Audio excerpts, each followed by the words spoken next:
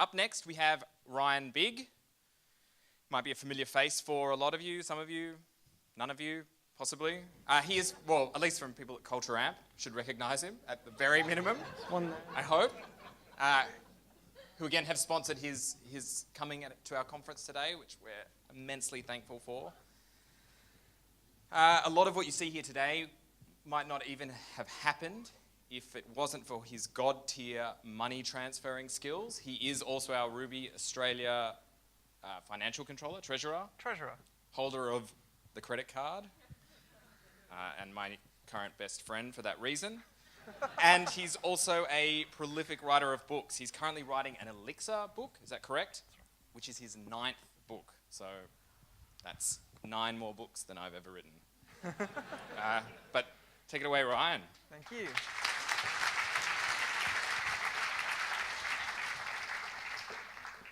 So I got a confession to make. I started preparing this talk, and I write all my talks in a text editor before I do any slides. And I got a day off at the end of January, and this was a Friday, and I opened up the text editor to start writing my talk, and I accidentally wrote an entirely new book. And I wrote about, well, it wasn't a full book, it was about 5,000 words, and I was very passionate about this book, but I was very passionate about this talk as well. And so instead of working on my talk, I worked on the book, and I'd only just finished working on the book at the end of February, so I've only been working on this talk since the end of February. Oh, well, sorry, the middle of February, not the end of February, but yeah. Yeah, I wrote another book, so yeah, that's how I procrastinate. I do more work. I'm kind of weird in that way, but yeah. So the future, hey, how good's the future? Who's looking forward to the future? Yeah, future. Future's great, hey? Well, guess what? I've seen the future. I have. And that's because of my God-tier financial skills of forecasting and whatnot. I can see the money in the bank is going to be X, Y, and Z in a few months' time. But I've also seen that 5 years from now, somebody will get on a stage like this one. Let me put this down first. Someone will get on a stage like this one, or perhaps even this stage, and they're going to blow your freaking minds. Whoa, that's too fast, too furious. Okay.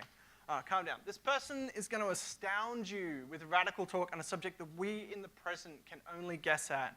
And you can guess and guess and guess, but you're not going to guess what it's going to be. I'm sorry. And this person isn't going to be Sandy. It's not going to be Eleanor. It's not going to be Ken.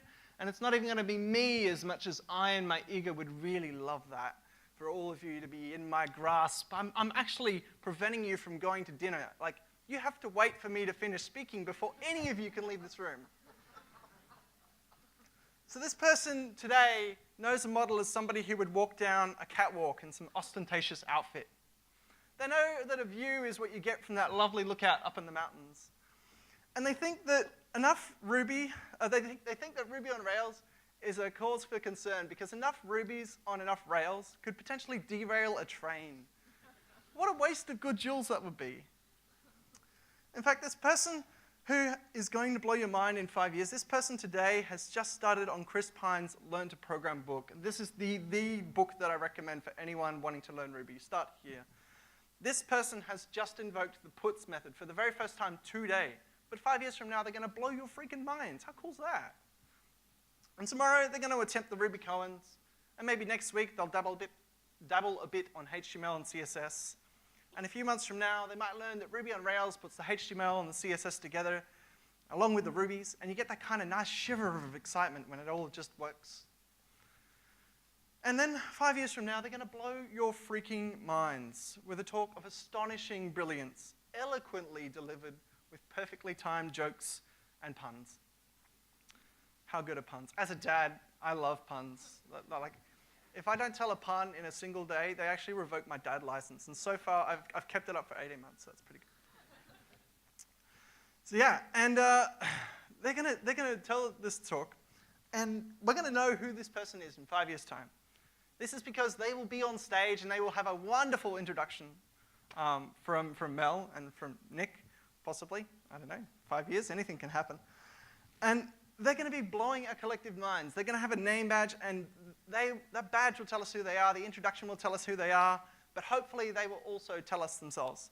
But right now, we couldn't pick this person out from a crowd. or even a small gathering for that matter. In our minds, this person simultaneously does and does not exist. We can picture who this person might be, but I can guarantee you the picture in your minds doesn't match the eventual reality. And I'm not one to give out spoilers freely, so I'm not going to tell you who they are, even though I've seen the future.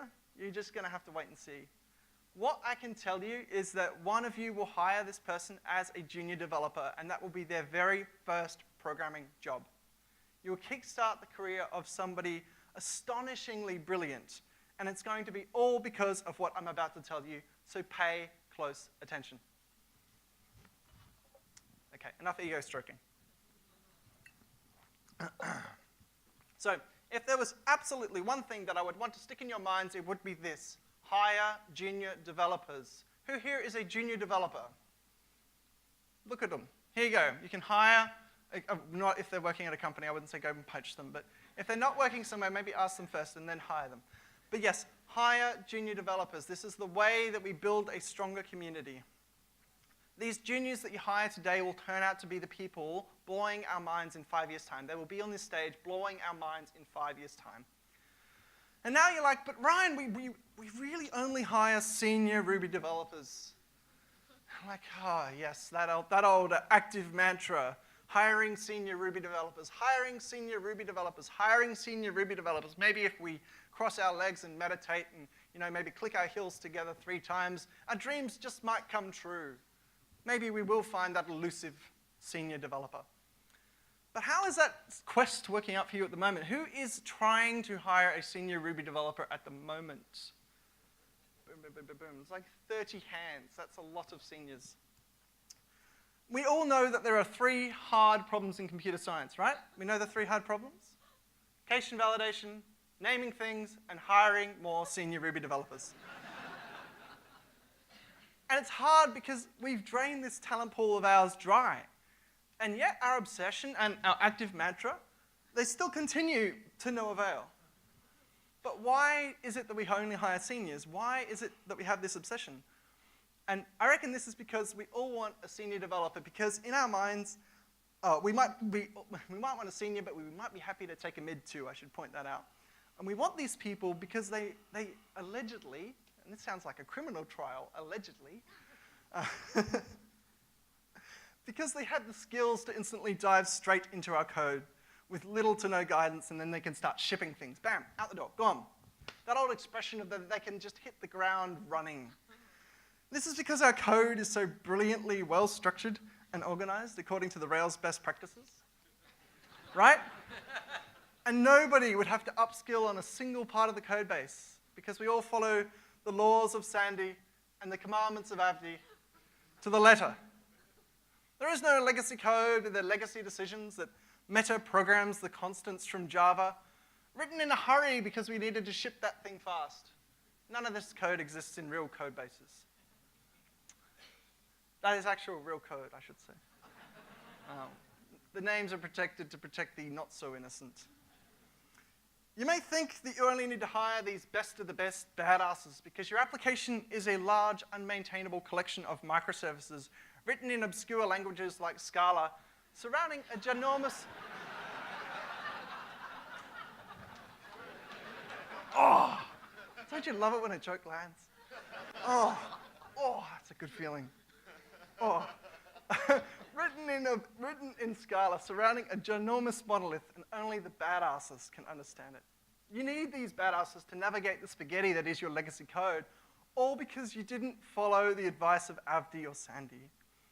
And maybe you've got spaghetti code, but maybe it's because you use technologies that only true geniuses can understand, like Node or Go or the Rails asset pipeline. This may indeed be the case. After all, if our code was simple and elegant and written in a single Ruby monolith, would as many of us still be employed? Probably not. Companies spend thousands of dollars, and I really do mean thousands of dollars, probably as much as what we've spent on RubyConf. Oh, that's a lot of money now that I think about it. They spend all this money hunting the elusive 10 times developer rockstar unicorn. Now, does anyone know who this person is? Yes, okay, so we all know this is a 10 times developer rockstar unicorn with his Rockstar car. He created some kind of obscure web framework. I don't remember its name. Rudimentary web framework. Yes, that's right. That's the right term. Yes, yes. But these unicorns, they're no longer out grazing in the sunny meadows, readily available for capture. They're already working somewhere else, and I'm going to continue stretching this statement as long as I can. To keep with the analogy, the meadows are filled with the greenest of grasses and the brightest of rainbows, and this is one of my amazing illustrations. Come find me afterwards. I can do this stuff for you for free or pay or whatever you want. We are out of freely available Rockstar unicorns because they are already employed elsewhere, and attempting to hire them is an exercise in futility, as we saw before. And so it is time we started to grow our own. It is time we started to hire and train our own 10 times developer Rockstar unicorns. Clap. That's right. Yeah, see, now you all agree because you clapped, right? If you didn't agree, you wouldn't have clapped. So everyone agrees. Great. Wonderful. But where on earth do we find these developers? Well, for starters, we need to start lowering our bar for engineering talent and not be so caught up in hiring the best of the best now, the 10 times developer Rockstar unicorns who exist today. We should start investing more in people's future potential. We need to invest in growing the people who in 5 years' time are going to be the ones blowing our minds. Your next Rockstar unicorns aren't within the top 5 to 10% of this chart here. Your next Rockstar unicorn is actually hanging out with the rest of their peers in this totally scientific graph that I did not make up. I actually found this in a peer-reviewed science journal. It's legit. Yeah. These people at the bottom end of the graph just need a little bit of mentoring to grow into the next generation of brilliant people. And we all know there isn't an endless supply of brilliant people.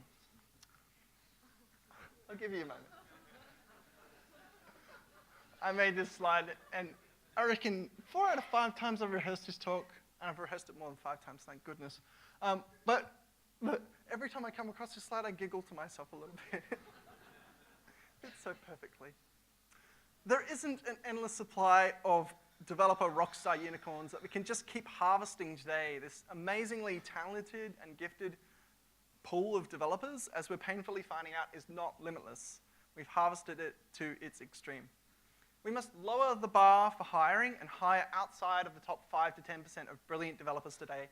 We must hire juniors. We must then train these juniors up to be the next generation of brilliant minds. It's very, very difficult today, as you know already, and we covered already, and you clapped and you agreed. It's very difficult to hire senior developers. And so we must grow our own senior developers, and this is a process that will take time. There isn't just a packet mix where you just pour the packet mix in, pour some water in, and bam, you got like 10 senior Ruby developers. Woo! That would be amazing, wouldn't it? Everyone would love that, and it would solve, world hunger and whatnot. Yeah, there you go. I'm talking about years of hard work, but I think these are absolutely vital years of hard work to ensure that our companies and this community of ours continues to thrive and grow. It is necessary work. This work ensures that we will have well-trained developers working at our companies, and we will know they are well-trained because we did the training ourselves. But this is not the only reason why you should hire juniors. You shouldn't just hire juniors because you can't find seniors, and I have a much better reason of why you should hire a junior developer.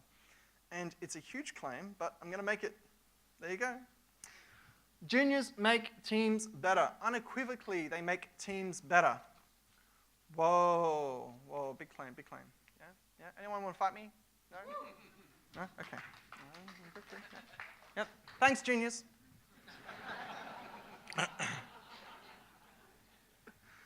We know that from a lot of experience that gender-diverse teams perform better than either a team of all men or a team of all women. The same is true for teams that are skill-diverse as well. A team with a mix of skill levels outperforms their all-senior counterparts, and of course their all-junior counterparts. Personally, the most productive teams that I've worked on have been teams that have had a mix of skill levels and experiences. Without those skill levels, I don't think we would have been, skill level mix, we wouldn't have been as productive. Another reason juniors make your teams better is because things will need to be explained more simply than they, simpler than they were before.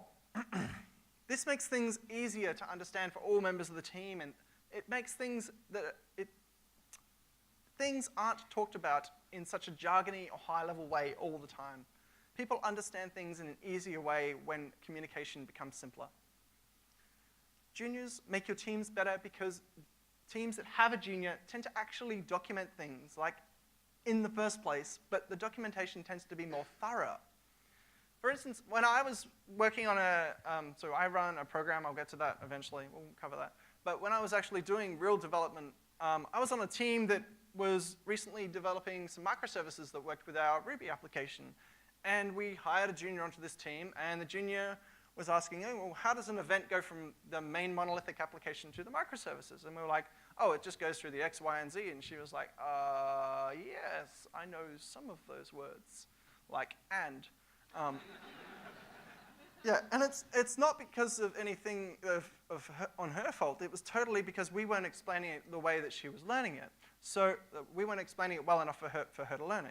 It's totally our fault.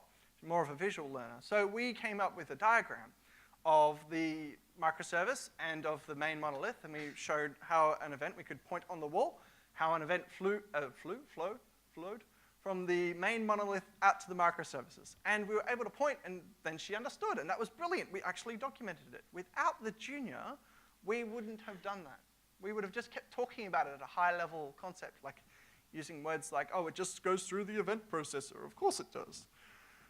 That's so sensible. But the funniest thing about this piece of documentation was that the junior wasn't the one that ended up referring to it the most. We put it on the wall for her benefit, but it was the seniors of the team, myself and a guy called Vaughan, who ended up pointing to it way more than she did. We were like, oh, I don't know if this is sensible to refactor or whatever, and we would go up to the wall and point about it and talk about it. And if it wasn't for the junior in our team, we wouldn't have done the diagram in the first place. It would have made our lives a lot more harder than they had to be. So juniors make your teams better by creating documentation opportunities, and that was incredibly, incredibly helpful. I think it really helped make our team become more productive. Kind of links neatly into my next point, in that communication becomes explicit, especially when it comes to knowledge sharing. There's kind of an implicit style of communication that usually goes on in all senior developer teams where you're like, oh, just use the enumerable module in Ruby, and then a junior comes into your team and it's like, what's an enumerable module? Do I need to gem install enumerable?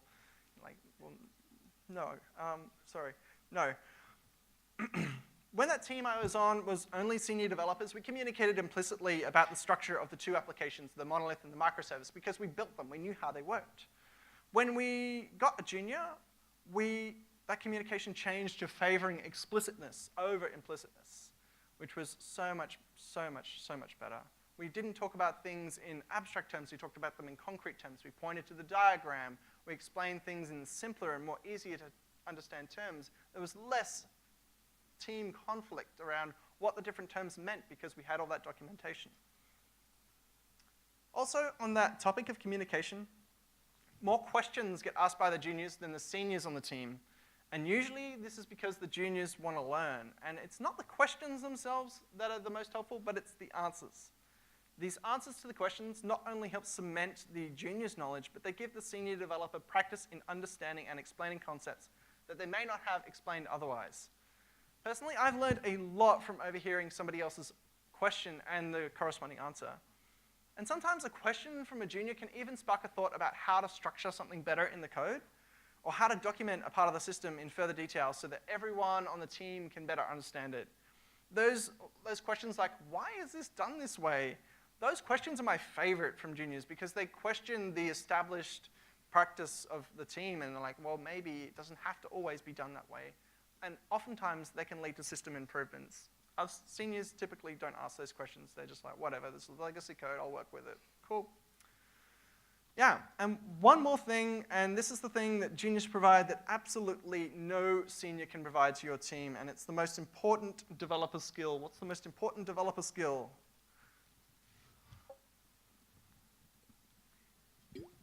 Say it louder. Close.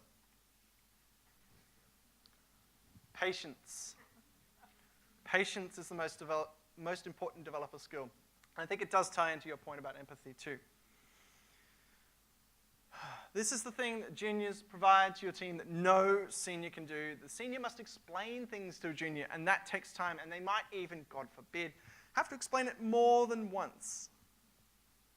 You know, that requires patience. Patiently explaining something to someone, as I said before, helps seniors understand their own systems better and makes seniors much better developers than if they only had to explain things to other seniors. They will need to slow down and methodically explain things, which helps solidify the senior's knowledge. Patience is a virtue that more developers should learn. The ironic thing about me saying this is that I'm naturally an impatient person. I'm like ready to get off this stage already. Sorry. Just ask anyone who's known me for more than 5 minutes. Seriously, like you can speak to people at the conference. I'm like scanning the room looking for an out. I think I'm getting more patient because of all the mentoring I'm doing, and that is making me a better developer. So that, at least in my opinion, my humble opinion, it is. So maybe this works. Maybe mentoring juniors actually works. So yeah, this is why we should hire junior developers. It unequivocally makes our teams better. Things are better understood. Documentation exists more on teams with juniors. Clearer communication channels open up out of necessity. Patience is taught. The team is better for it. The team is better for it. How good's that? You get a better team out of hiring a junior. Put a junior in, bam, better team. Cool. Better teams ship better software, and better software means happier users. There you go. How good's that? So how do I know that hiring juniors makes teams better? Well, at Culture Amp, we hired juniors. I live and breathe juniors. Not actually like, they're not like my, I walk up to a junior like, oh, fresh meat. No, you know what I mean though. I train them up. My entire job is to train up juniors so they can be productive members of their teams. Last year at Culture Amp, we hired 7 new developers. That's 7. Can you count that many? Boom, 7. Cool. That's about 7 more than many other companies around the world have been hiring. We now have 10 junior developers at Culture Amp, and that's a ratio of about 1 in 7 developers being a junior developer at Culture Amp, which I think is a pretty awesome ratio. These are the 10 that we have, and each of these juniors comes from a diverse background. They're not all 20 to 35 white and male, and yet our company is still in business. How is that possible? Tech companies are just supposed to be like single, white, male, 20-year-olds, right? No, it's amazing. We are able to do this. We found it's entirely possible to do this. These juniors are a lot more fresh-faced than when I was a junior developer. For instance, here's a photo of junior me. This was taken in 2007 before I learned what shaving was. Definitely not fresh-faced. At the end of November last year, we started up a structured training program for these juniors called the Culture Amp Junior Engineering Program. It's a mouthful, so I'm going to abbreviate it to JEP. J-E-P. This program is designed to provide an accelerated learning environment for the juniors that we have at Culture Amp. And accelerated learning environment is fancy speak for that we employ someone, me, who has the sole job of teaching these new developers how to write software. During the program, we provide structured training to these 10 juniors over the course of 6 months. When those 6 months are up, at the end of May, they will be fully fledged developers capable of shipping things mostly on their own. At that point, they'll be working on their teams at Culture Amp full-time. So far, the progress is really amazing, and I'm looking forward to seeing what they are like at the end of the 6 months.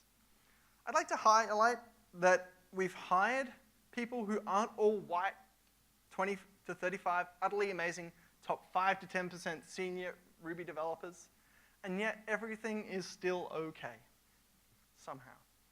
In fact, it's better than okay, it's awesome. I embody this every day. Like this is my spirit animal or spirit figurine. Yeah, I'm gonna go spirit figurine. We've hired a mixed bunch of people with different skill levels, and we train them up and get them to work together on our applications. And there's not a single fire or brimstone as far as the eye can see. We are growing the next batch of brilliant engineers today at CultureAmp, and I can definitely say that all of CultureAmp's teams have been made better by the addition of juniors. So that's how I know juniors make teams better, because we are doing it. All right, next point. Let's go. If all my points so far were not convincing enough, then I would encourage you to read this book. It's called The Talent Code. Look, there it is on the slide. Pretty good. As the subtitle says, greatness isn't born, it's grown. This book is about 300 pages long, or as I like to say, 1/2 of a Rails 4 in action. This book covers how skills of all varieties are grown in things like sports and music and plenty of other industries. All of the other industries in the book have active mentorship and apprenticeship programs. Yet this is seemingly not so deeply cared about in the programming community. And I think that's still because we're quite a young community. I think that we're not mature enough to think long and hard about mentorship and the sustainability of talent within our companies and within the community as a whole.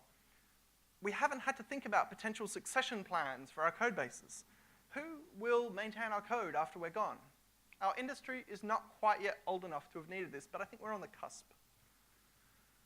More established industries that have been around longer have learned this lesson. They realize that the people who are doing the work today are not going to be doing the work forever. And so they have these active mentorship and apprenticeship programs to ensure a fresh supply of talent to their industries. And as I said before, I think we're on the cusp of realizing it today. If we want to put this another way, if Rails, the framework, you know, that guy that was on the slide before, that's the framework. I just remember the name. It's in my notes. It's Rails. If Rails was a person, that person would not even be old enough to have graduated high school, let alone make adult decisions. This is reflected in the design choices of the framework, but that's a conversation for another day. Yes, trash talking Rails. Back to my point, though. Oh, I love trash talking Rails. Come talk to me afterwards about that. Back to my point. I think it might take us a touch longer to realize that training for the future is absolutely the right thing to do. These other industries have lived long enough to have needed it. We're getting to that point. We are going to do the same thing too. We are going to start training juniors.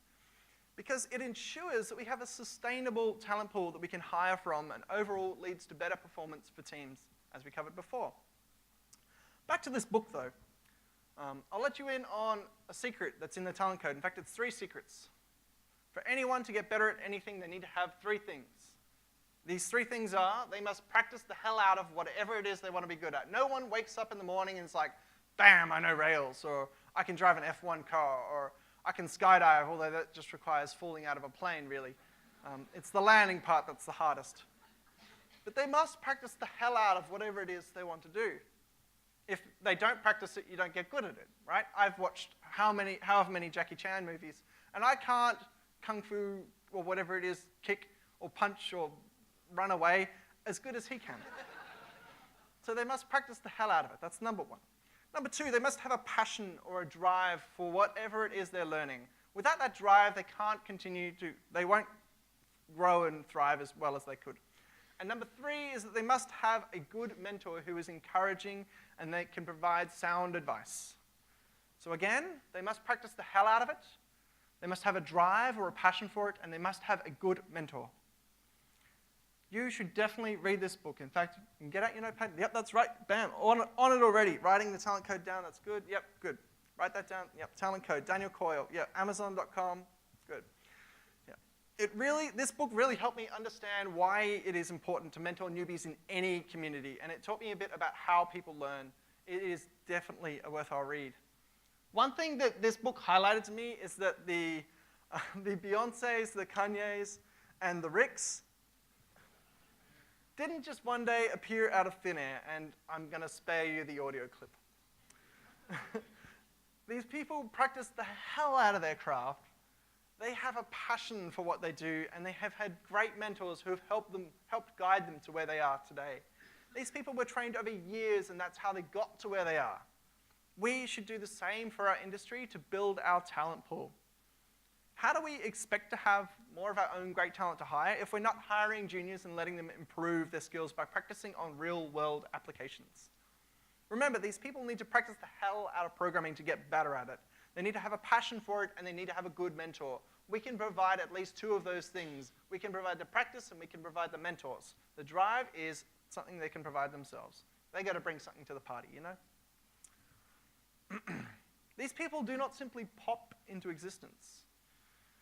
These juniors can't just sleep on a copy of Rails 4 in action and wake up knowing Rails.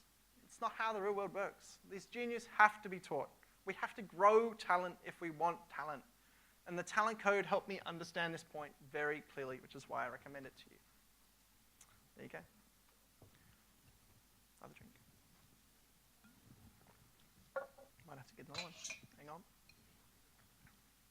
Bear with me. Thank you. That's amazing, bearing. Give yourselves a clap. That was great. That was really unenthusiastic. Wow. I'm disappointed. Sorry. It's my dad's side coming out. You know, I have to be the disappointed dad.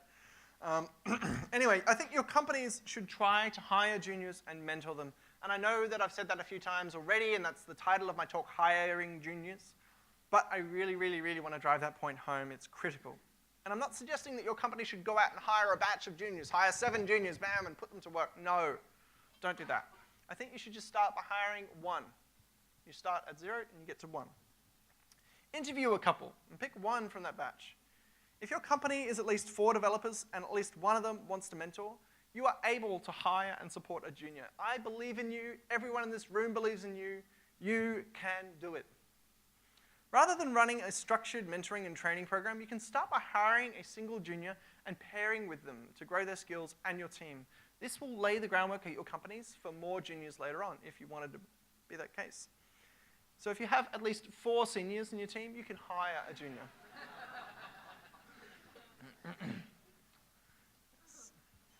Your next question might be, well, what do we as a company get out of hiring a junior? Well, you're not paying attention to the beginning of this talk. They make your teams better. I had a big slide that said juniors make teams better. Like, did you not see that?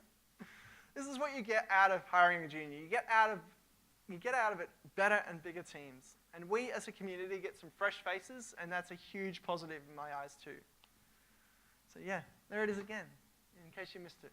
There you go. So now that I've hopefully convinced you to hire a junior, you might be thinking, where on earth do we find these juniors? Juniors, hands up again, let's go. Well, here you go. There's some of them. They have friends who are also junior developers. Go off and find them. But there's 2 other places where you can find them, code academies and universities. Code academies and universities produce wonderful talent, but that talent often has a hard time finding a job in our industry because, as I mentioned earlier, the bar for hiring at a lot of companies is too damn high, and I wish I had the too damn high meme in here now. It feels to me like there's a huge chasm between someone graduating from this code school and getting a job at a Ruby development shop.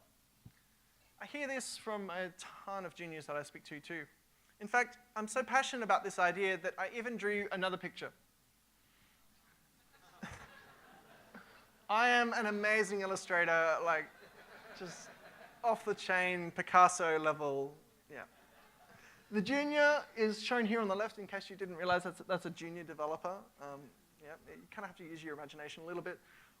They try to make the jump from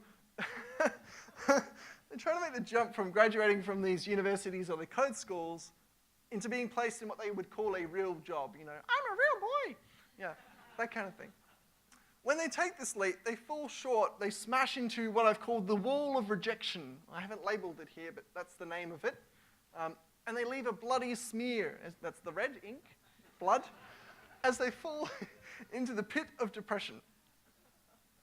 When we hire and train up juniors, we will begin work to close this chasm. We will make it easier for juniors to make the transition into our companies and into our community, and we will ensure the talent pool is constantly being replenished. Senior developers do not grow on trees. We must give juniors a chance.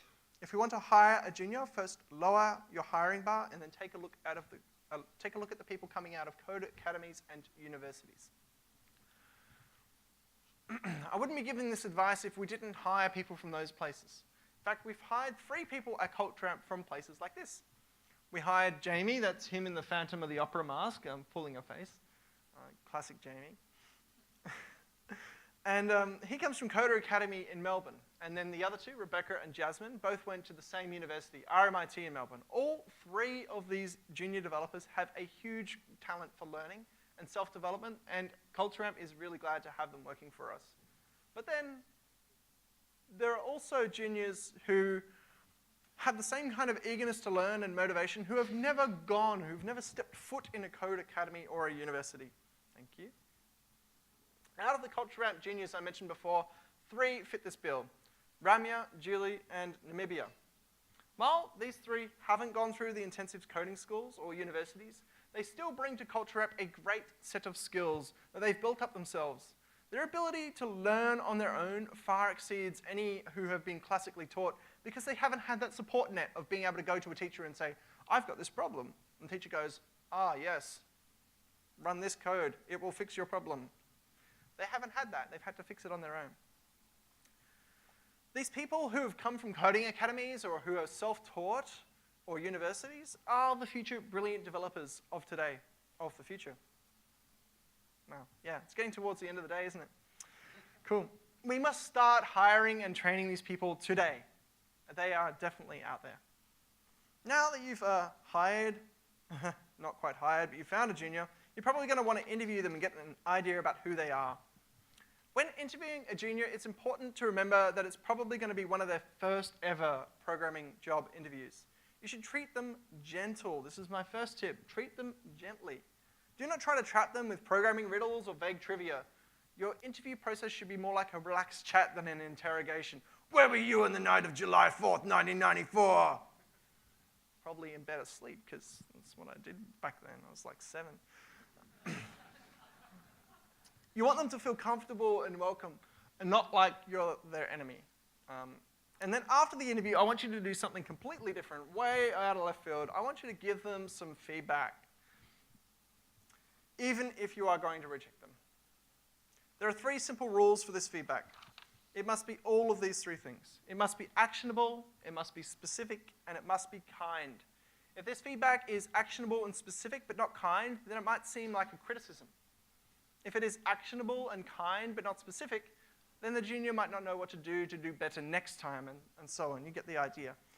We did this with CultureAmp's junior engineering program, giving on average 7 pages of feedback per candidate, for a total somewhere in the range of 400 pages. That is 2/3 of one Rails 4 in action. CultureAmp is a feedback company, and we have a large reputation to uphold, but this wasn't the only reason we gave this feedback. The more important reason is that we didn't want people to apply only to slam into that wall of rejection, leave a bloody smear, and fall into the pit of depression. By giving them a flat no, we didn't want that. We used the actionable, specific, and kind rules because we felt that feedback that is actionable, specific, and kind.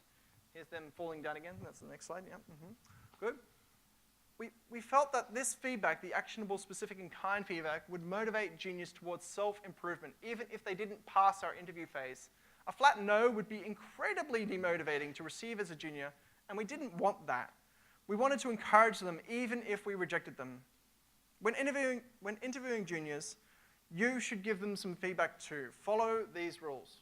It doesn't have to be 7 pages of feedback. And just give them a single page. That can be, by itself, incredibly valuable for a junior, because juniors thrive given this sort of feedback. It is vital for their future growth.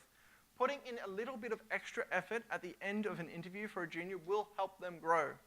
Provide them some actionable, specific, and kind feedback after you interview them, even if you are going to reject them. Okay, so we've talked about a little bit about where to potentially find juniors, and a little bit about, whoa, easy tiger, calm down. We talked about finding juniors and a couple of tips about interviewing them. So let's talk about mentoring them once you've hired them. Well, for starters, these juniors are going to need a lot of love and attention, right? You can't just put them in a corner and expect them to thrive. Think more of them like a puppy and less like a cactus. Yeah, you get that analogy? Good. Well, some of you did. It's wonderful. The puppy needs love. Thank you. The puppy needs love and attention. And some training, and the cactus only needs some sunshine and some water. The cactus is indifferent to your love, your attention, or the intensity of the training that you provide. In short, cacti are gonna cacti. Junior developers do not grow into senior developers with just sunshine and water, and they do not do it just by practicing development by themselves. They need mentorship, and they thrive on direction. As I said before, when talking about the talent code, juniors need to practice the hell out of developing things. They need good mentorship to really thrive, and we can provide them these opportunities to practice, and we can provide them with mentoring. Okay, I've been told to wrap up, so I'm going to skip through a couple of slides. Yeah, this is good. All right, we're going to talk about pull request reviews. Hey, how about that? Woo! All right, so when, oh, that's solo runs. That's pull request reviews. All right, I see why you're all looking a bit confused. Good. So when your junior is submitting code to your application, they're going to probably submit that code through a pull request. And this might be after some pairing, or it might not be. But when you're doing that pull request, you really should be careful to provide them actionable, specific, and kind feedback. I want you to sit together with this junior and review their feedback. Because sitting together is important, because why are you doing this has two completely different meanings, right? It could be just like, why are you doing this? Or it could be like, well, why are you doing this? Or it could be, pitiful mortal, how dare you enter this realm? Could be like that, right? Thank you, thank you. I've been practicing that. Focusing on in-person communication helps establish a better rapport than text-based communication ever could. So when reviewing feedback with them, when giving them pull request feedback, give them some actionable, specific, and kind feedback. Ultimately, your mentorship should be about making the junior feel welcome and safe within your team. You've probably already sensed this as a theme to my points already, but I want to take the last few minutes of this talk, sorry, timekeeper. I want to take the last few minutes of this talk, she's giving me a look, to really, really, really drive this single point home. Juniors should feel like they are welcome on your teams. Don't just take my word for it. Google ran a study called Project Aristotle, which this is the third time Aristotle's mentioned at this conference. Tomorrow will be Aristotle Conference Day 2. And they ran a study, as Sandy said this morning, where they attempted to find out how they could build effective teams. They interviewed hundreds of their employees, and they came up with these 5 things. And thank you, Sandy, for not including this in your slides earlier. The number 1 item on this list, as Sandy said before, isn't feeling welcome, but psychological safety. And the text underneath, if you can't read that at the back, it says, team members feel safe to take risks and to be vulnerable in front of each other. You probably recognize that some of these things on this graph, or this chart, or whatever you want to call it, sound a lot like the love and belonging, esteem, and self-actualization parts of the Maslow's hierarchy of needs. This probably indicates that Professor Maslow was onto something, and that we, as a community, always just keep reinventing the wheel. History is a flat circle. Juniors should ultimately feel safe to take risks and to be vulnerable in our teams. Juniors will make mistakes.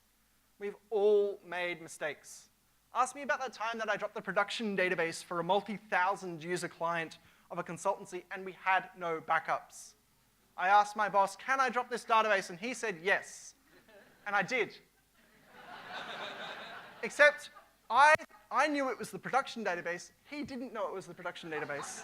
He thought I meant the development database. Whoops. Hopefully, at your companies, you have processes that prevent this sort of thing from happening. Hopefully. But the remainder of this list should not be discounted. Dependability and structure, clarity and meaning and impact are all vital to junior developer progressions. A junior must be able to depend on the people around them for support. They must have clarity on what their direction is. They must feel like they're contributing back to a greater whole to keep them motivated. That's that drive I was talking about earlier. That, they have a meaning and an impact. They're making an impact. When you hire a junior developer, keep these things in mind and ask yourself regularly if you're following along with these. I want you to print this out, stick it on a wall, and question every day you come in, bam, look at that. Are we doing these things? When you're working with a junior. With a concerted effort to make the junior feel psychologically safe and some semi-structured mentoring in place, they can grow into the future's most brilliant developers. We must start hiring and mentoring junior developers. If not today because you're at a conference, you're kind of busy, Then start that particular ball rolling next week. Grow your company and this community and make your teams better. Hiring juniors is the way to grow our teams and this community. It is necessary work to ensure a sustainable future for our community. I hope that with a concerted effort to hire juniors, our active mantra can change into hiring and mentoring junior developers. That would be incredibly wonderful to see, and thank you.